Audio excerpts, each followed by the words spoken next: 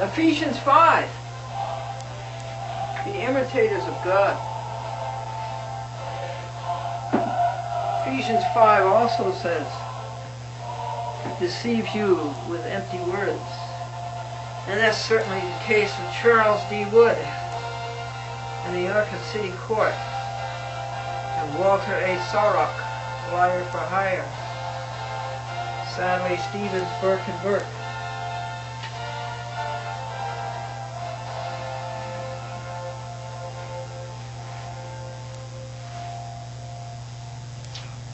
We are up to page 41 or so, reading you the minutes of what happened in the York City Court on October 25th, 2006, in the case Glendora versus Christine Savarino, Taibat Salako, Jill DeCrenzer, and Officer Lewis of the Peekskill Police Department.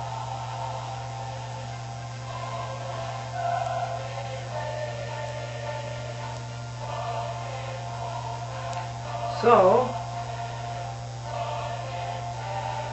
Charles D. Wood says, okay, all right, anything else? Glendora, yes. The court, go ahead. Glendora, in 1993 on Cablevision in Nassau County, which is a huge system, 400,000 subscribers, I was complaining about the Department of Consumer Affairs in Nassau County for allowing Scott Lord to operate an underground lawn sprinkler business without a Consumer Affairs license. And I was complaining about Galata, the county supervisor, and his Commissioner of Consumer Affairs, James Pickens.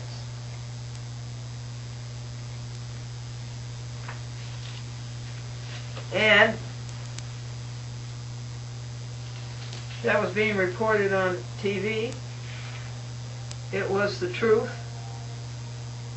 And Charles D. Wood, the judge in the York City Court, says, what does this have to do with anything? Glendora says, oh, a lot.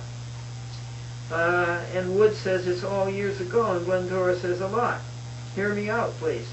The court, I'll give you a short leash. Go ahead. And I sued Cablevision. Well, first of all,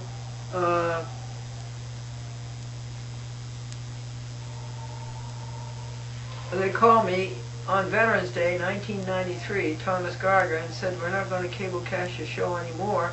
And Glendora said, why? And Glendora recorded it on audio tape. Why? Because we just don't think that public access is a place to talk about a personal lawsuit. Well, at that time, O.J. Simpson was on every TV station there was, and that was certainly a personal lawsuit. And I sued Cablevision in Supreme Court, and Mr. Donald Sullivan ruled that plaintiff has a statutory right to be on public access and must be returned to TV. That is the law. Public access is the law.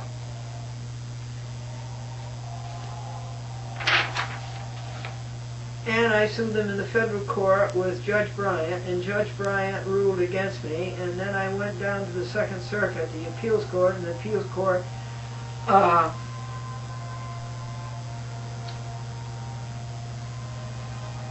the Second Circuit ruled in my favor, and they had to put A Chat with Glendora back on TV in Nassau County, and they never dared to take it off again. So how did they get back at me? The court. Is the point of this that Cablevision has an animus against you? Glendora. Not just an animus. They want to chat with Glendora off of TV, and so have they done it, and not in Nassau County, but in Westchester County, and in Dutchess County, and in Putnam County.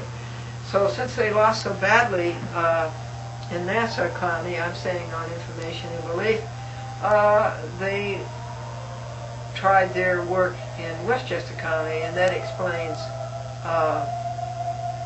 maybe why Savarino worked so savagely to keep the chat with Glendora off of TV. So Wood says okay, and Glendora says, no, I think that's an important point, and It was Mrs. Christine Savazino here. If she were here, I could convince you of that. And Wood says, okay, and Glendora said through examining her, the court, all right, anything else to make out your case, any documents that you want to hand in and have marked? Glendora, all the things are in that 300 pages that I wrote. And that's in the court, and that's in front of you at the bench. Wood, okay, again, rather than reading your conclusions and so forth, I'm again asking you for copies. Either copies or what I'm really like are originals of either receipts for expenses, out-of-pocket expenses that you've had as a result of that you need to prove your damage claim. I will, but still. But will you read my addendum, the addendum that I had already handed in?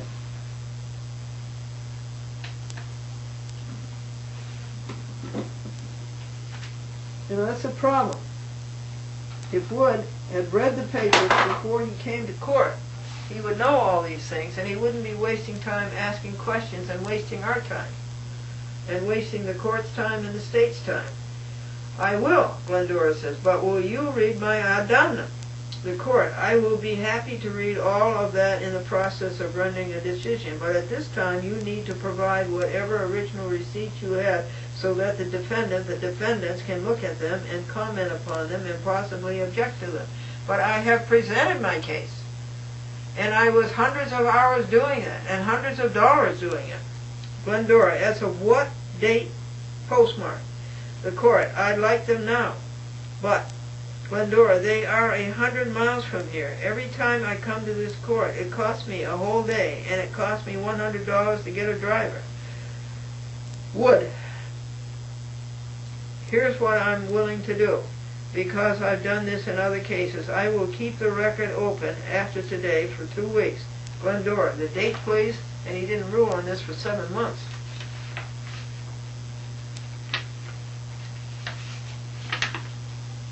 What page are we on?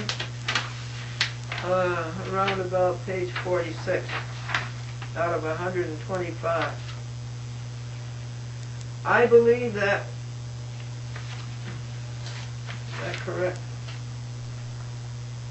Oh, about 2 weeks. And Glendora says, a date please. And the Wood says, I believe that would take us up to November the 8th. Look at that.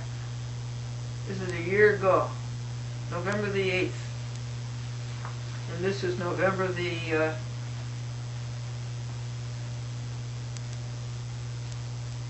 7th. A year and 1 day ago.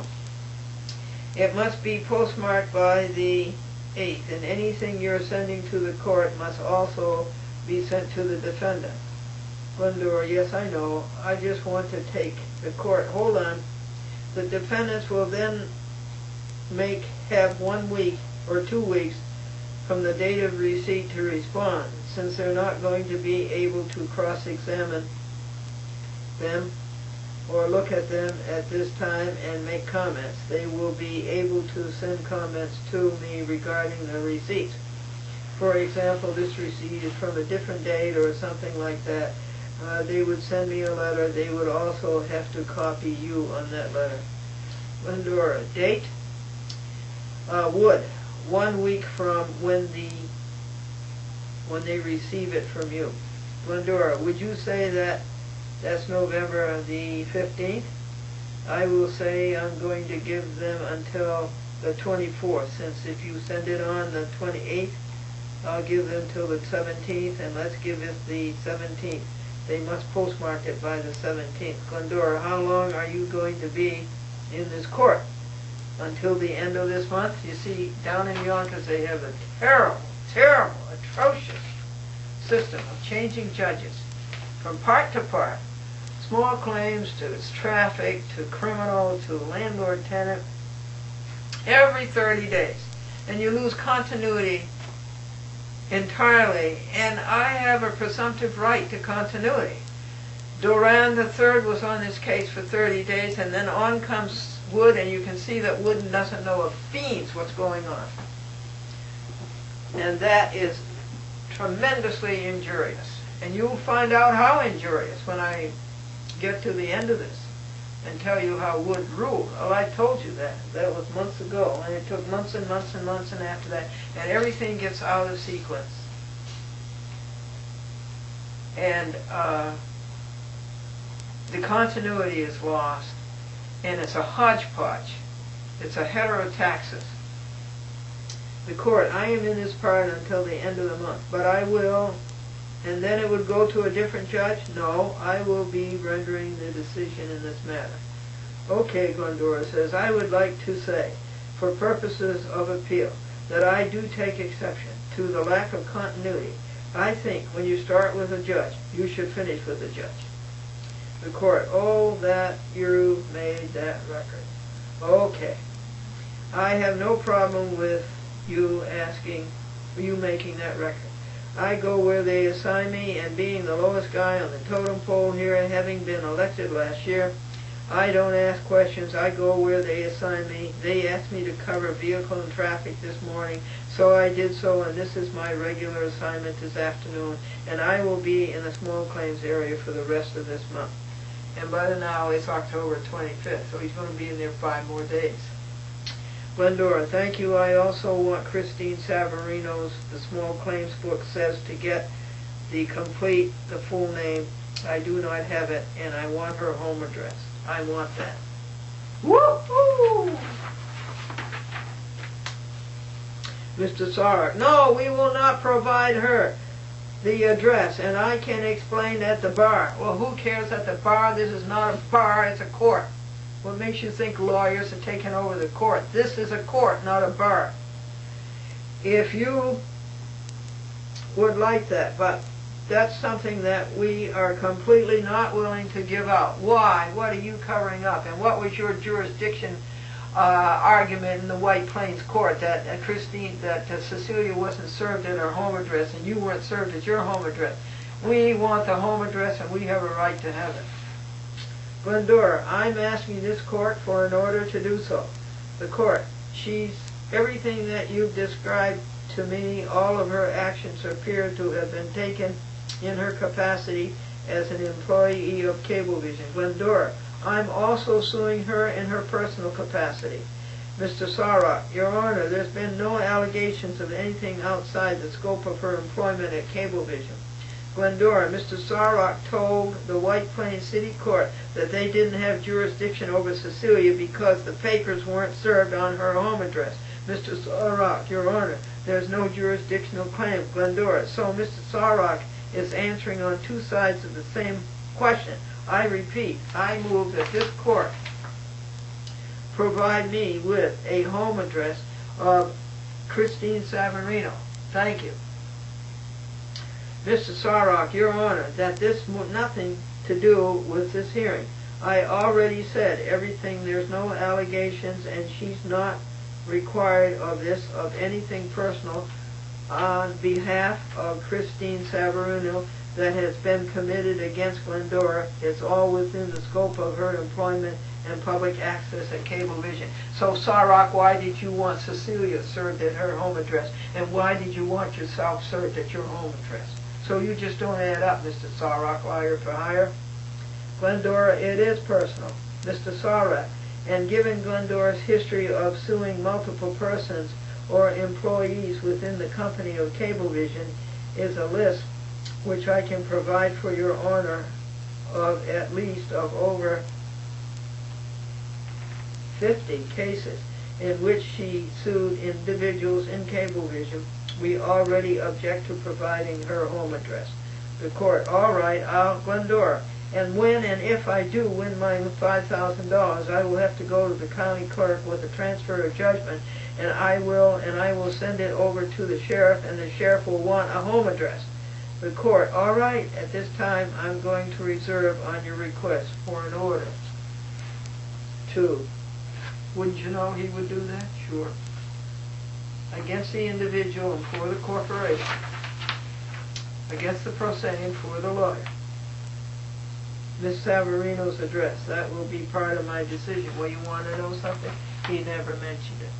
In his 4 atrocious papers, written 7 months after this, he never mentioned it. He never dealt with it. And so the case is really incomplete, because he gave his word that he would rule on it. And so there's a motion pending. The case is incomplete. The case is still pending. Glendora, also Judge Wood, if you ever get a chance to read this case, I have demanded that Mr. Sarok give me weight proof that he is authorized to represent Savarino and to represent Sarok. Further, I've asked Sarok, and he has ignored it and refused it for months to give me proof that he has paid his fee to practice in this court. Mr. Sarok, Your Honor, there's no such thing as weight proof. Do I even have to respond to this? Well, you ought to only weight is what you do. The court, no, it's a very simple matter of going to www.courts.state.new.us and looking up to see whether he's up to date with his biannual registration statement.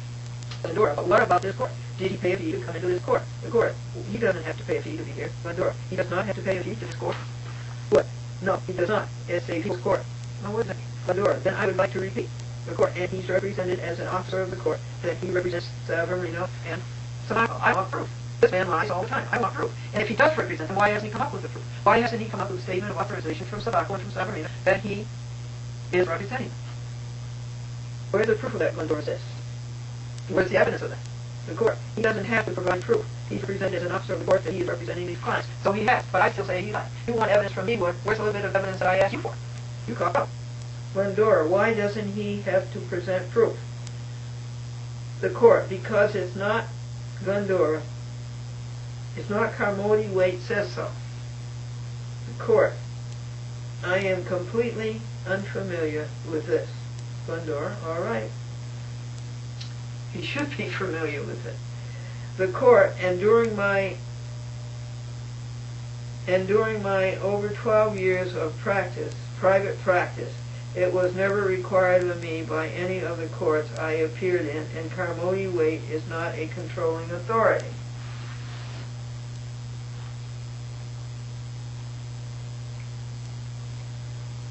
That's all right, Wood. You collude with the lawyer. You go biased. You go prejudiced. It's always the corporation against the individual. It's always the lawyer against the pro se. And you took an oath to uphold the Constitution of the United States. Glendora. Now, you aren't oh yeah, good for you, Glendora. He says, of the courts I appeared in, and Carmody Waite is not a controlling authority, Wood said. And Glendora said, now, you aren't prejudiced toward him, are you? Because you're a lawyer? Lawyers should not be judges, and judges should not be lawyers. It's a conflict of interest. Wood, absolutely not. Okay, anything else from the plaintiff? Glendora, one moment, please. Well, I reserve, and if there is anything else, I will write a post-appearance memorandum to this court. But there are many things that Christine Savarino would have to answer to prove my case, and I think it's a cop-out, and I think it shows her guilt. I would like to ask Christine Savarino why she refuses legal papers, and I have a whole bunch of them here that she's refused, and I have written to Judge Doran about that and made motions about that. And if you had read the record, Wood, you would see that. I want to thank this court for ruling in my favor on no summary judgments. That was a stupid thing for Sarok to ask for. There are no such things in small claims. Both small claims cases cannot be decided summarily. And that thank the court for not dismissing the case, and I thank the court for trying to teach me, Mr. Sarok, as Judge Hansberry and Judge Press in White Plains tried to teach him, that CPLR, Civil Practice Laws and Rules 3711, 3711A7, whatever it is, no claim upon rich relief can be granted, that you don't use that in small claims. I hope you have read my papers. I know very well he hasn't read the papers, and I know very well he never did. Wood, I will certainly read all the papers. Glendora, thank you very much. And Wood, I will extend your thanks on the motion to the appropriate judge, Judge Duran 3. Glendora, thank you very much, and also thank Judge Duran for denying the ridiculous motion that Glendora not be allowed to file any more cases in the Yonkers City Court without prior approval. That is, if you read 1801. That's not up to the judge, it's up to the court. The court understood. All right, Glendora. And then I would like to renew, somehow or other, my motion for sanctions upon Mr. Sorrow. He came into this court on June the 7th, and the first thing that he did was to adumbrate, obfuscate, and it put poor Judge Doran off on the wrong track, and that's why we're had all of this litigation and all these papers, which are very expensive to me, and I would like to say that I'm going to sue Mr. Sorrock in another action for the $5,000 that he's cost me on this action. And I have a current suit with him in White Plains for the $5,000, his poor litigation.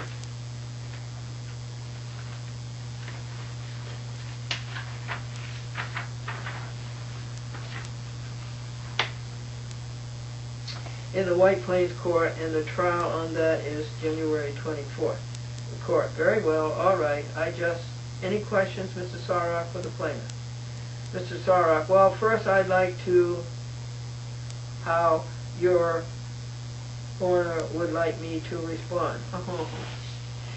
Is there, there's fulsome adulation. Is there some point I can address summarily through written decisions of other courts before I cross-examine Glendora? The court, I would cross-examine her first and then present your case. He never addresses the gravamen. What is the gravamen? I got signers. Cablevision Savarino had no statutory authority to make it a condition of a chat with Glendora being on public access that Glendora gets signed. That was not a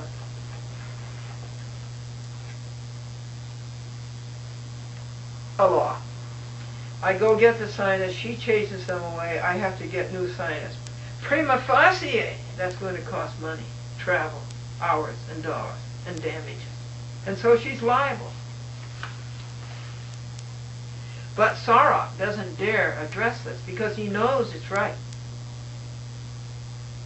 So, instead of coming up with a meritorious defense that she didn't do it, that we have evidence that it didn't happen, instead of doing that, he goes around to all these other courts and brings out all these things that are inflammatory, just to get the judge's mind off of the real facts.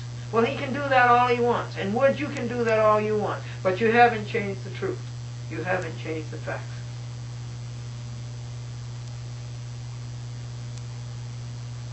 And then present your case second, whatever that is. Mr. Sorrock, Miss Buell. Glendora, no, you read the caption of the case, please. Mr. Sorrock, is that your name? Glendora, Christine Savarino doesn't have to give her home address, so I'm not. The court, all right, I'll ask you. She's asked to be referred to as Glendora. Either refer to her as Glendora, Miss Glendora, or Madam Plaintiff. Glendora, oh, thank you. Sorrock, Glendora, do you have any evidence, as you suggest, that Christine Savarino possesses your videotapes? Yes, Glendora says. Who is Sorrock? He's a liar for hire. For liar for hire, law firm of no principle, of no honesty, and no ethics. And as it says in Ephesians 5, deceive you with empty words. What is it? Glendora. Greg Washburn, who lives in the Wappingers area, went to Cablevision Wappingers and asked for Glendora's tapes. Excuse me, I'm going to back up. Mr. Henry Harold Williams went to Wappingers and asked the person there in charge of cable casting for Glendora's tapes. That person told Mr. Williams that Glendora's tapes were sent to Peekskill. Now, I do mean Peekskill. That's what he said, Peekskill. So I went after Peekskill through my signer in Peekskill to go get my Wappingers tapes as well as my Peekskill tapes. Cecilia knew nothing about Glendora's tapes in Peekskill. So I asked Mr. Greg Washburn to go to Wappingers on Route 9N and get Glendora's videotapes, and the young man there said Glendora's tapes had been sent to Harrison. I called Savarino and left a message on a recorder. Why did you send Glendora's tapes to Harrison? And I want those tapes back, and I want them back now. Hello, Sebastian Cat.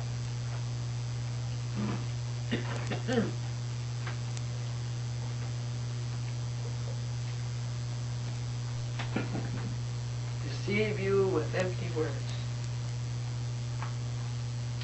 Next thing I hear from the Reverend Taylor Holbrook that Christine has been bothering him and bothering him and bothering him about Glendora's tapes. And I told the Reverend Taylor Holbrook that I would try,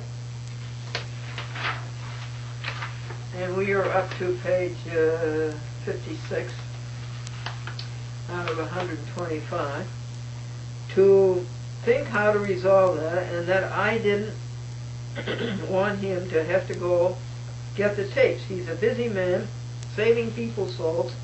So I wrote the Reverend Holbrook a letter, and for him to sign, and for him to say, I am Glendora, signer in the Wappingers areas, and here are my instructions to you. I enclose $10.10 postage and a label, and it's marked media mail.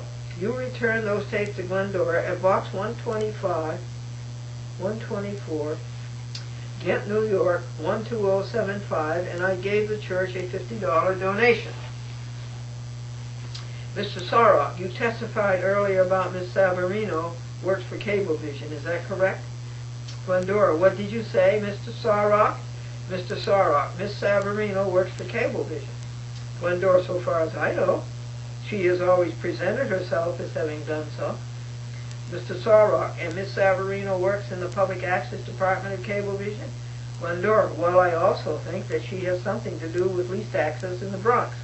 Mr. Sorok, so you understand, though, that she deals with public access as an employee of Cablevision.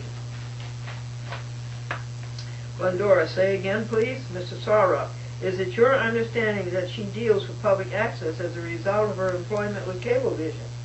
Yes.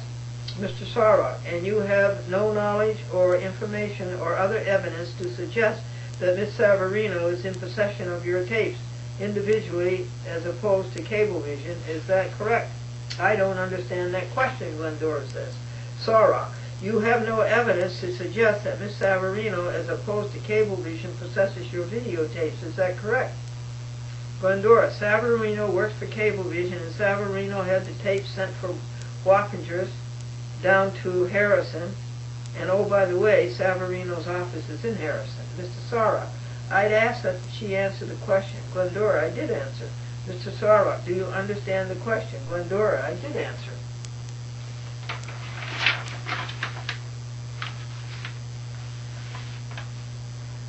The court.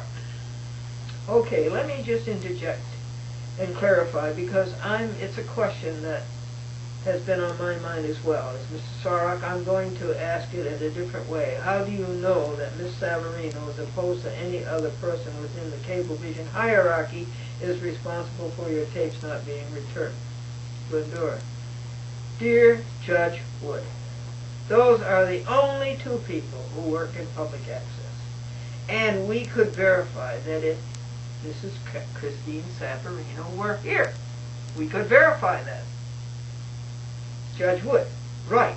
They presumably have. There are higher ups in Cablevision. There are presidents and CEOs of Cablevision. Frankly, if some of what you've described, dating back to 1993 in Nassau County, if some of this is connected, my question for you is, how do you not know that this goes all the way up to the ladder in Cablevision, and perhaps is somehow higher than the head or the administrator of public access section? Perhaps it's a vice president or even a CEO of Cablevision that has